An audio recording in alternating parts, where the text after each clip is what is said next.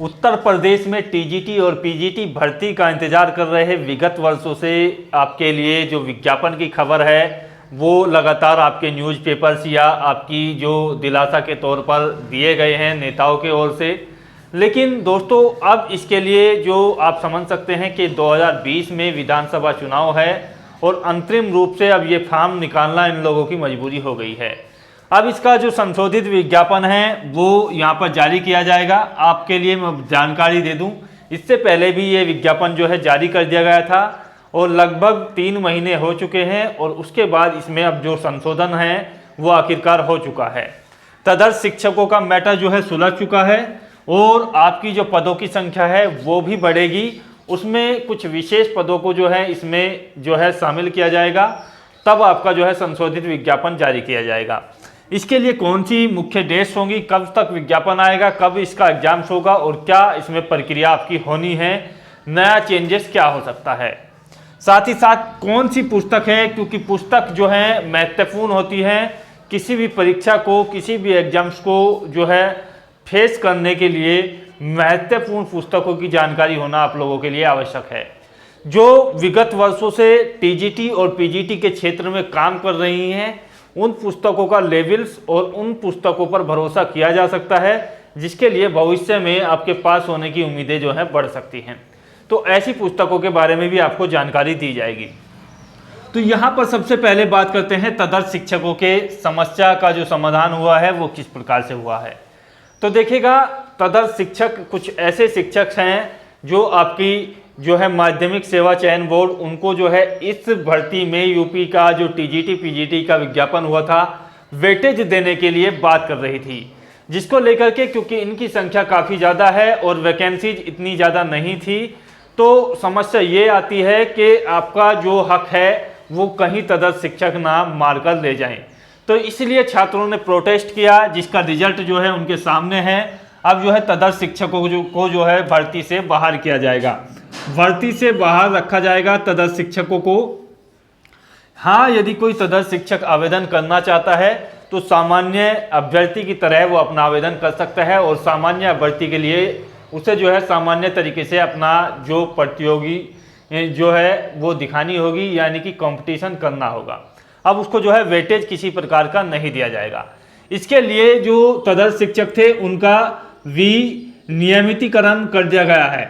नियमितीकरण का मतलब होता है जो आपका तदर्थ शिक्षक थे उनकी जो डेट थी वो समाप्त हो रही थी, जो उनको किसी कॉन्ट्रैक्ट के बेस पर लिया गया था कि 10 साल के लिए या 5 साल के लिए, तो उनका वो जो समय था वो समाप्त हो रहा था 2020 में। अब जो है उनको पुनः जो है उसी दर्जा दिया गया है, अर्थात तदर्थ शिक्षक के तौर पर उनको जो है नियुक्त किया गया है, यानी कि विनियमितीकरण उन लोगों का किया जाएगा, अर्थात उनको जो है उनकी तरीके की जॉब जो है उनकी सिक्योर हो चुकी है, तदर्थ शिक्षक के पद पर वे लगातार बने रहेंगे।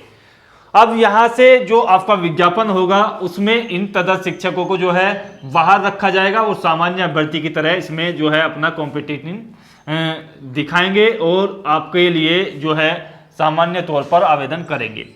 बढ़ेगी पदों की संख्या, पदों की संख्या क्योंकि शिक्षकों की मांग थी कि इसमें जो है आपका बायोलॉजी के जो आपके सब्जेक्ट है उसके जो पद थे वो नहीं थे, बायोलॉजी के पद नहीं थे, लेकिन अब जो नया विज्ञापन आएगा उसमें इसके पद जो हैं शामिल किए जाएंगे।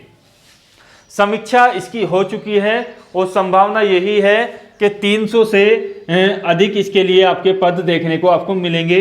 जो आपके बायो के टीचर्स के लिए आवेदन करना चाहते हैं उनके लिए इस तरीके के पद आपको देखने को मिलेंगे। दूसरा है, इसमें एक पद और शामिल किया जाएगा जो होगा आपका कंप्यूटर साइंस के लिए। कंप्यूटर साइंस के लिए आपकी वैकेंसीज काफ़ी कम होंगी, लेकिन इसके पद भी इसमें शामिल किए जाएंगे। तो आपकी जो पदों की संख्या थी देखिएगा, ये 15,508 के जो आपके पदों के लिए विज्ञापन निकला था उसमें लगभग 500 पदों की संभावना यही है कि बढ़ जाए, तो लगभग 16,000 के आसपास आपके जो है पद ये आपको देखने को मिल सकते हैं। हालांकि आपके जो माध्यमिक विद्यालय हैं उनमें शिक्षकों की जो संख्या है वो बड़ी मात्रा में है, लगभग 39 से 40 हज़ार के बीच पदों की संख्या जो है खाली है। लेकिन माध्यमिक सेवा चयन बोर्ड कहता है कि ये जो भर्ती है 2 वर्षों में लगातार की जाएगी और इसमें जो है आधे आधे पदों को जो है शामिल किया जाएगा। तो उसी तौर पर उन्होंने जो है इस 16,000 पदों के लिए आवेदन आपके मांगे जाएंगे। अब यहाँ पर नोटिफिकेशन के संबंध में आपको जानकारी दे दूं, क्योंकि मुद्दा सुलझ चुका है, तो अब आपका नोटिफिकेशन आने ही वाला है। नोटिफिकेशन के बारे में यदि आपकी जो फिक्स डेट अभी जो है माध्यमिक सेवा चयन बोर्ड ने घोषित नहीं की है, अभी उनकी जो है मीटिंग होगी 12 आपकी मार्च को, उसके बाद ही विज्ञापन की डेट घोषित की जाएगी। लेकिन संभावना यही है कि आपका जो मार्च है उसके लास्ट वीक में आपको ये जो है लास्ट सप्ताह में आपको देखने को मिलेगा। लास्ट सप्ताह में इसका जो विज्ञापन है वो जारी कर दिया जाएगा और आपकी जो विधि पूर्वक जो भी आपकी होनी है लगभग 1 महीने का टाइम से आपको जो है यहाँ पर आपके फॉर्म भरने के लिए दिया जाएगा। तो जो अभ्यर्थी इसका इंतजार कर रहे हैं उनके लिए मैं जानकारी दे दूं कि कोर्ट का जो आदेश है, कोर्ट के आदेश के अनुसार आपको जो है भर्ती 5 से 6 माह में आपको ये कंप्लीट करनी है।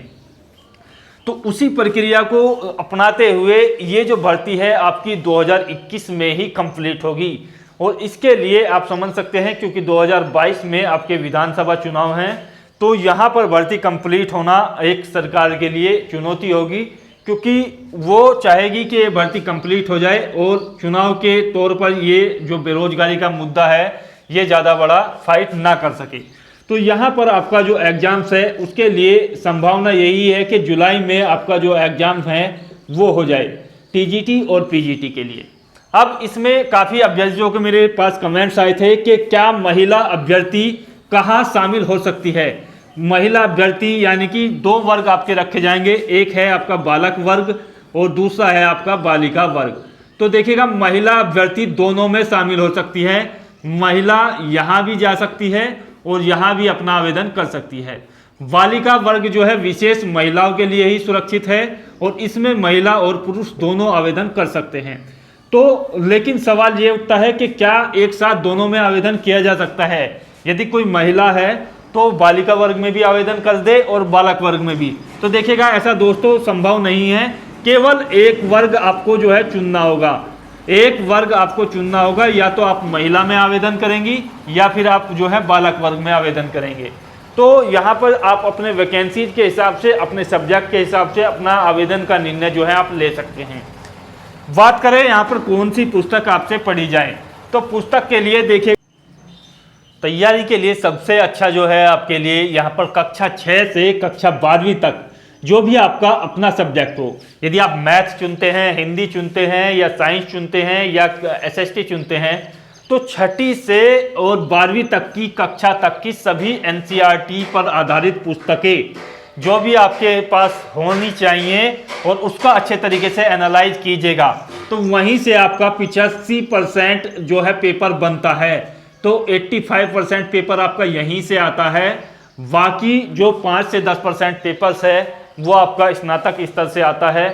बाकी 85 से 90% तक आपका पेपर यहीं से बनता है। तो ये आपको जो है कलेक्ट कर लेनी चाहिए अपने सब्जेक्ट की सभी पुस्तकें और उस पर जो है मंथन और आपका जो फोकस होना चाहिए, तभी आपको जो है सफलता मिल सकती है। आशा करता हूँ बेहतर वीडियो लगा होगा। जय हिंद, धन्यवाद, जय भारत।